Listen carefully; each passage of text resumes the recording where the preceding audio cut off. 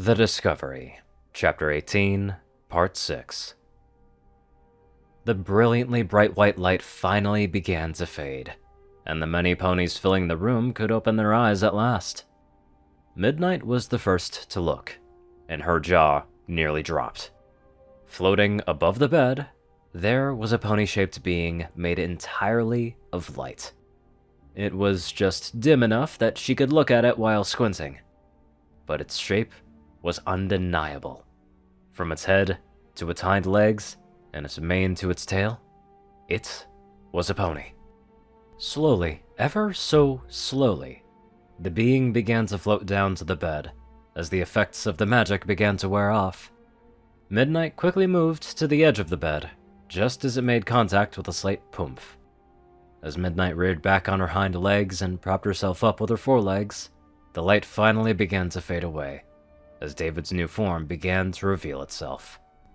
A crimson red coat covered his body, while his mane and tail adorned a light brown, almost golden color. Neatly folded away on both sides of his barrel sat two beautiful wings. Each one extended past his flanks, indicating a very impressive wingspan. However, most of all was his sheer size. As a human, David dwarfed every single pony in Equestria, up to Princess Luna. Even as a stallion, he was still slightly bigger than her. Midnight's eyes moved to David's new face. She couldn't help the audible gasp she gave upon seeing it. Oh my gosh. He's just as cute as a stallion, she thought to herself. Another moment passed, with each pony in the room finding themselves in equal states of awe and surprise before it happened. David took his first breath as a pony. Every pony noticed the seemingly deliberate rise and fall of his chest, as he took in air with new lungs for the first time. No pony dared to say a word for fear of missing the moment of David's awakening. He blearily opened his eyes.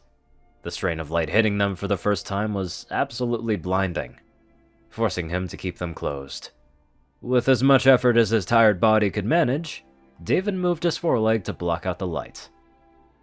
Why is it so bright in here? Wait a minute. Why does my hand feel so weird? He managed a weak groan as he attempted to open his eyes again, this time finding much less resistance from the light. Everything appeared blurry. Too blurry to make anything out. And with another small groan, David turned his head to see a dark gray blob to his right. Mid? Is that you? David croaked. Jeez, my throat is dry.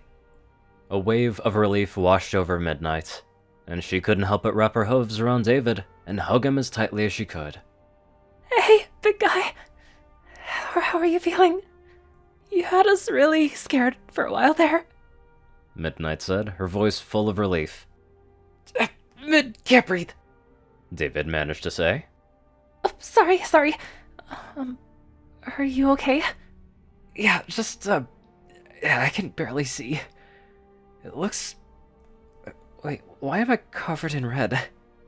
David asked, having looked down at his body. Well, it's a long story, and maybe you should just rest for now, huh? Midnight said, her voice soothing and warm. Yeah, okay. David replied. David closed his eyes, and within seconds, he was fast asleep again. After a while, David woke up slowly. His eyes still didn't seem to want to cooperate with him, as his entire body felt sore, like he had just completed a triathlon. He managed a grunt as he attempted to move himself, but nothing else. There seemed to be a weight pressing down on his chest and stomach, keeping him from sitting upright. David managed a small smile. He knew exactly what, or rather who, that weight was. Midnight felt David attempt to move, and made sure to lift herself away from his body to give him room.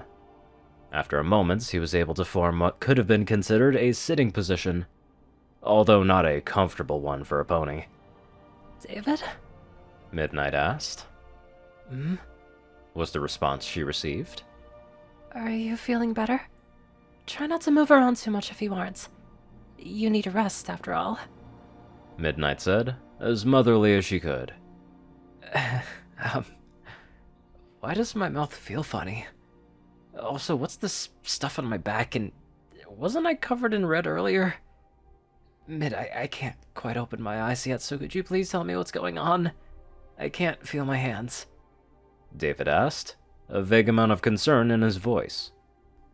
Well, Midnight sighed.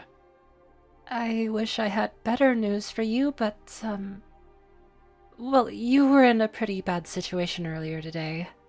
She began to explain. All I remember was getting really dizzy at dinner, then waking up covered in red. Was that blood? David asked with a shiver. No, okay, listen. What happened was... well, it turns out that Dr. Winnie was wrong all these months ago. About the cause of your migraines. Once David tilted his head in confusion, she continued. It turns out that magic was hurting you. It formed a kind of tumor in your brain, and it's been killing you for the last 4 months. You didn't feel anything because it was blocking all the pain receptors in your head. Oh, so I kinda had like a magical tumor? David asked in disbelief. Well, sorta. Now comes the part where you can get mad and hate us for the rest of your life. Midnight sadly continued. Oh, what are you talking about? It would really be better if you opened your eyes and saw for yourself. Midnight replied. Despite the struggle, David managed to open his eyes. It took a few minutes, but his vision finally cleared up and he could see again. He looked down at his chest to find red fur where skin and hair would have been. He looked to his hooves, where his hands used to be, and then to his new wings. His jaw dropped upon the revelation. Why, you turned me into a pony? David asked incredulously. Yes. Now, before you say anything, just know that I was against it from the very start. I begged them to find a different way, but there were no other options. You were going to die within a matter of hours, and we had to make a decision. Well, I had to make a decision. Midnight quickly explained. I understand if you're angry. I understand if you hate me for forcing this onto you, but I just couldn't lose you. Midnight sadly admitted, hanging her head low. A pair of hooves somewhat clumsily found their way to Midnight's cheeks and gently nudged her upwards until she was looking at David again. Before she could pull away, she found herself staring into his chocolate brown eyes, just like she had 1,000 times before. After a moment, David pulled her closer, and their lips met again.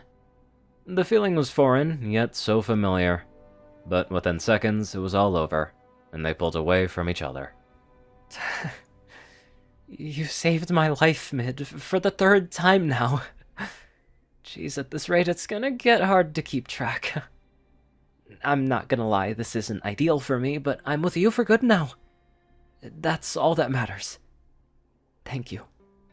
David said, with the most sincerity and kindness he could muster. But you can't change back. What if you miss being human? She asked, almost pleading. It's gonna take some adjusting, no doubt about it. But as long as you're with me, then I can do anything.